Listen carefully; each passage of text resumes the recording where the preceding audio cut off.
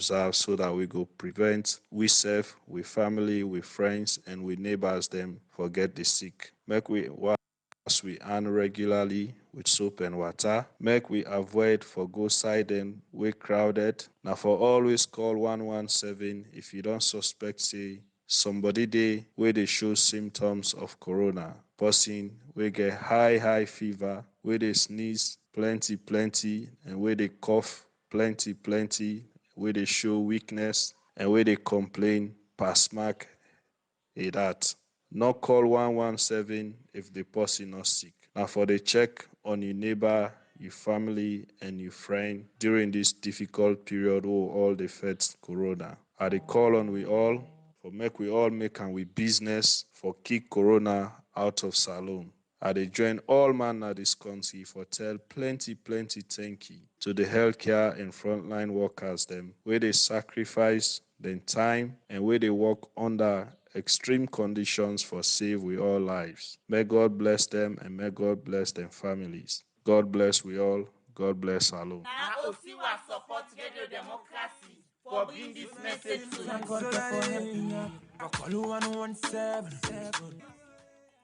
Family, my name is Bishop J. Archibald Cole.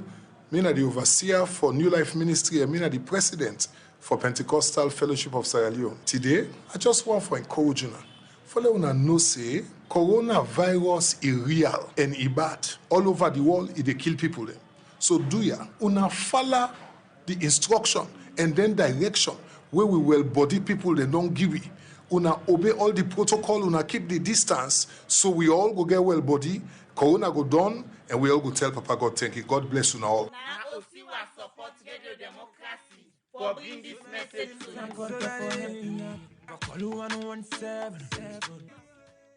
Na my name Chief Umar Musa Kamano. I dey with Bafos. Na me na the chief na the community day. So I come for tell the one whole nation as a whole for say coronavirus is dey real. Let all put hands on deck. Let's spread this message to the one self where they na the least village na the one knows. Let it dey wash in hand. At the same time, if you not able to get that immediately, if you get sanitizer and sanitizer, you can use them. Then for cover your mouth, cover your nose. It not only stop there. Let we make sure say we protect you picking them.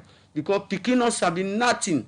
When you picking come out play what only in hand was them. Now Osiwa support Radio Democracy for bring this message to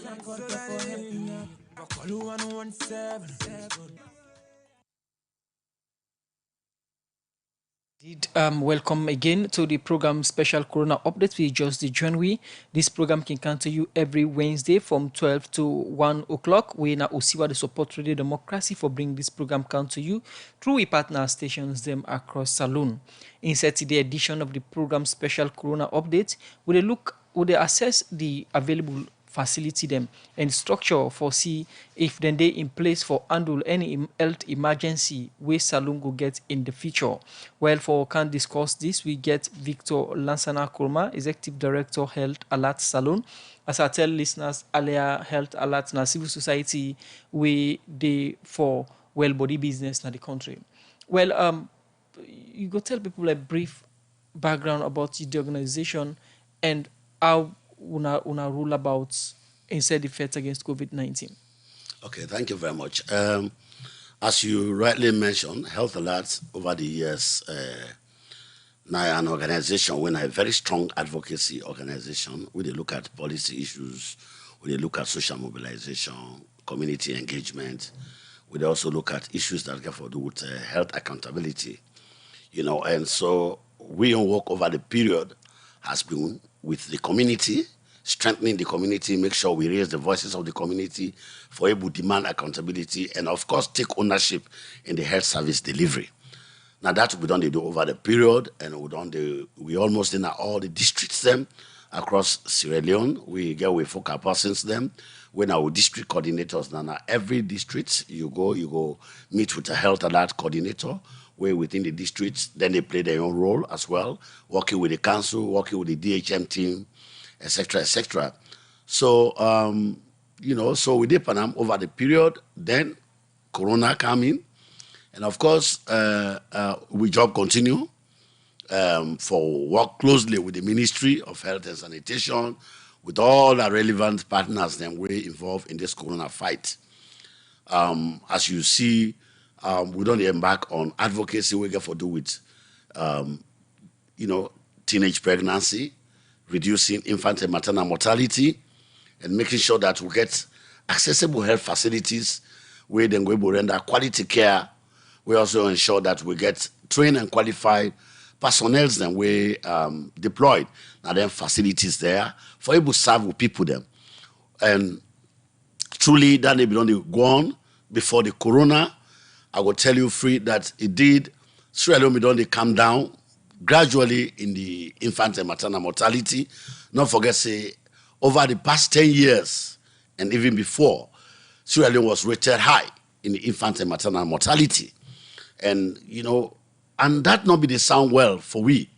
Maki will be independent this way Ebola come. It shatter with health system. Seriously. And with Epanam begin the fight for for pick up again, for able to strengthen the health system, and then just 3, 4, 5 years down the line we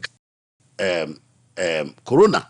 So you could imagine that sector there is really tortured with the kind of devastations where this disease, of course, it creates. So this is where we are, but I will tell you that a lot don't happen and a lot of progress don't they. And even during this corona, honestly, I want to say the Ministry of Health and all other partners then they pant up. I mean, initially, the corona be really one for beats down the entire process, but with smart leadership and smart proactiveness, we say at least we will contain the disease. So now we look at the role of your organization Health Alert inside the fight against COVID-19. Whose role una play pan the fight? As you mentioned earlier, say una get una partnership all over the country. Whose role actually una play? Now, as you talk about social mobilization and awareness raising, Health Alerts has been a forefront in ensuring that we continue to raise our voices for inform the general public about this COVID, for understand say COVID is real and it devastating, it a kill. Just like what we do inside Ebola, we mounted PA systems, we mounted, a lot of radio campaigns, both on social media and real TV and radio programs them. And of course, we also go to communities them, engage with communities them. Now, in Freetown here, we partner with the Freetown City Council. We target out of the 48 wards, now the Freetown City Council, we work with 24 wards. Now, with the 24 wards and the DHM team together, we conduct a lot of community sensitization. Of course, we distribute, as usual, safety gears, them like sanitizers, Veronica buckets. In fact, now we are the very first person. We out of resource system, we get them where through the partnership with Decentralization Secretariat on a project where we implement with the World Bank. So if we get for look at post-Ebola activities, we've been on the already engaged the communities then before even the Ebola intensify very seriously. So within the 24 communities then, all the councillors that were there within the 24 wards them, out of the 48 wards, now Freetown here.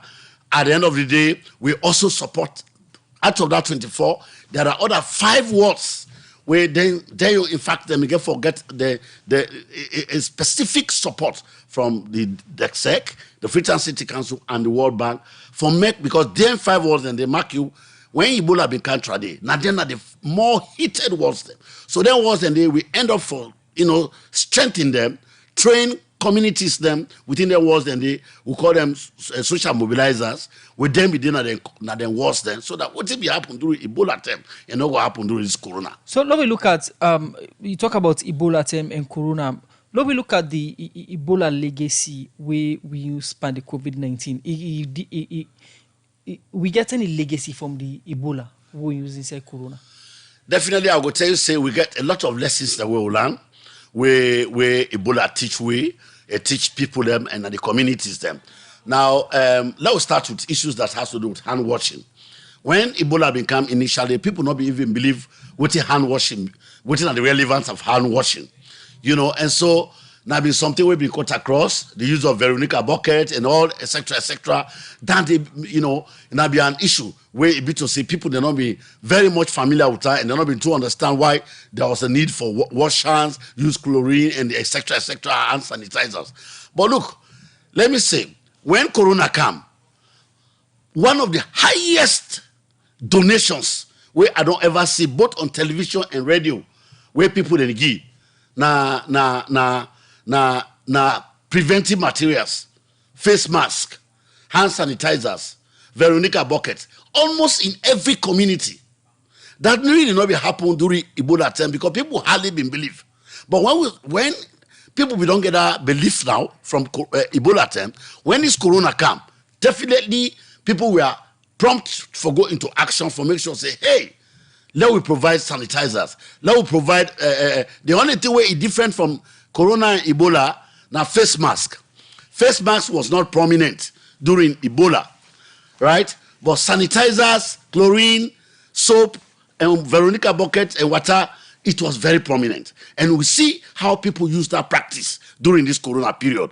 And almost in every community in Sierra Leone here, I go tell you, say, no, we know count more than 10 communities that we go jump, we know they see services and facilities we get for do with preventive measures then. These are lessons we will learn. That's lessons and legacy when it comes on the habit or the practice. Attitude and practice of people. Exactly. Now let's look at the infrastructure. Correct. What thing we inherit or what thing the country inherit from Ebola term to Corona when it comes to infrastructure in the fight against COVID-19, i.e. lab, ambulances and all that things. Fine. The unfortunate part, though, I'm not going to shy away for tell you. In terms of infrastructure, I was so devastated and I felt so sad that after Ebola done, almost all those structures were established at district and regional level, we dismantled them all. And not only that, some of them were even stolen, destroyed. So we're not able to keep them, we're not able to maintain them. Yeah, after Ebola go. Now, what happened? When Corona came, we had to start all over again for install all of those facilities, now the districts them, now the regions them, right? Where already they don't exist. But of course, these are lessons that we will continue to talk about, that we learn them, which I hope after Corona, Sierra Leone go learn lessons. Say now, the way the world on they go, the trend at which the global level they go now, diseases and prevalence at any time, now every community. Who be ever know, say, countries like America, Japan, England, and other countries, Corona like this go affect and kill such a huge, large proportion of population. Nobody ever imagined that. But what are they doing? When you go today on media, you see that those countries are now planning for the next 5, 10, 15 years ahead. Because they believe, say, this type of pandemic may continue to exist around. And that is what we as Sierra Leone, we for inculcate or for maintain that, for say, look, the habit and the practice we do inside Ebola term, where we destroy all infrastructures there, we dismantle some of them, and others then thief the balance there, we need for protect them. So would they look at if we infrastructure, health infrastructure where the country get now, go get any role for play or for tap any outbreak or for control any health emergency outbreak na salon. We can't discuss that, but we go look at like the past. Exactly. You mentioned say most of the structures being destroyed.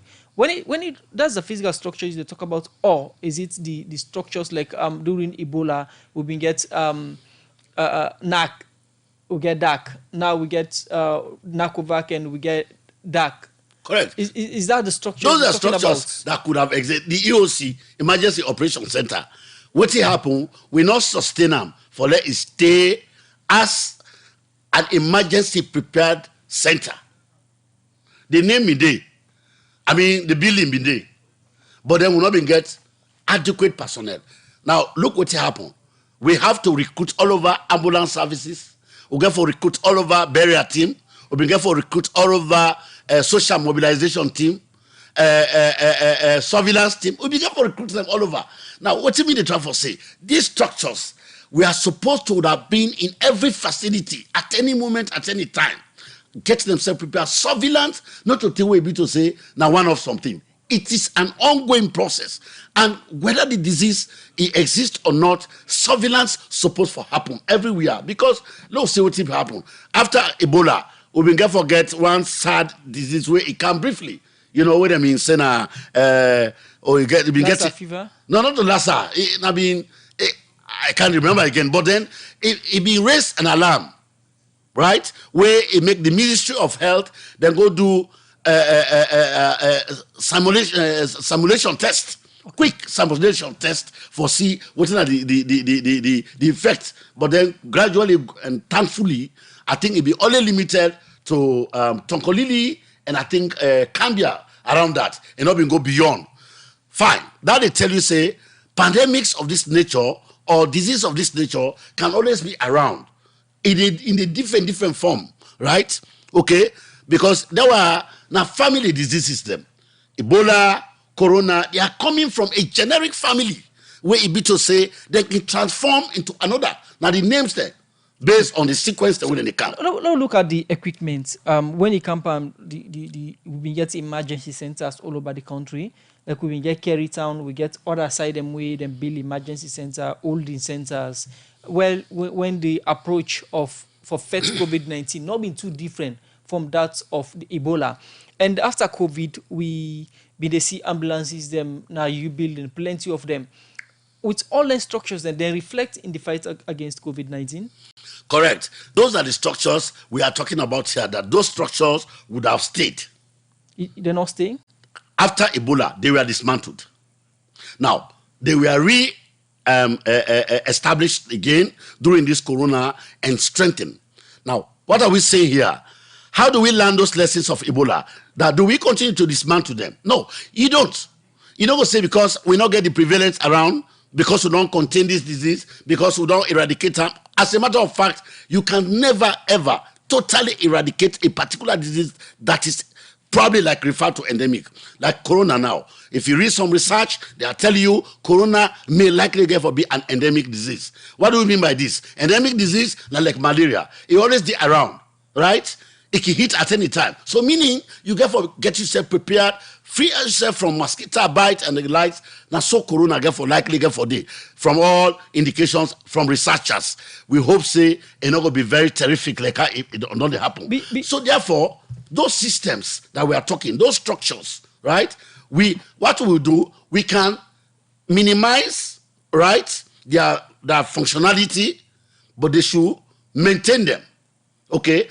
If we have more adequate staff there, as we are speaking now, we can reduce them, okay, for send them in some other facilities for work day. But we can get a skeletal staff, right? A skeletal staff can stay always for make sure if there is any eventuality, they will handle that. Then you mentioned about stimulus exercises, simulation exercise. Now one way Minister of Health don't they do and don't they talk say yes, salon ready for handle any outbreak.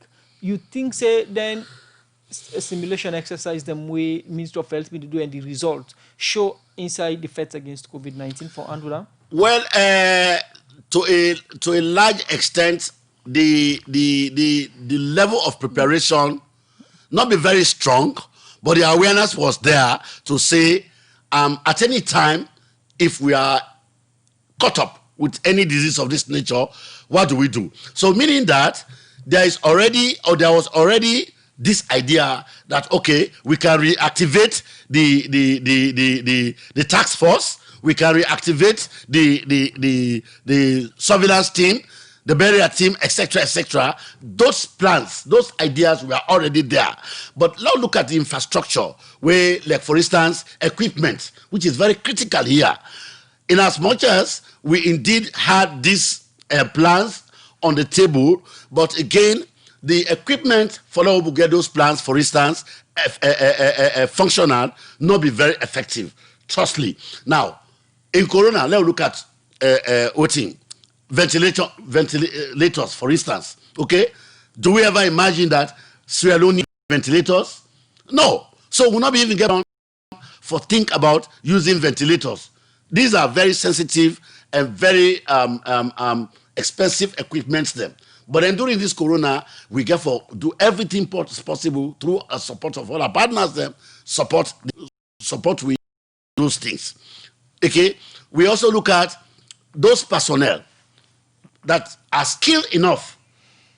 Thankfully, military hospital, when at 34 hospital, you know, say we now they will get the guru them, the one that will really fight the Ebola, the doctors them, military officers them.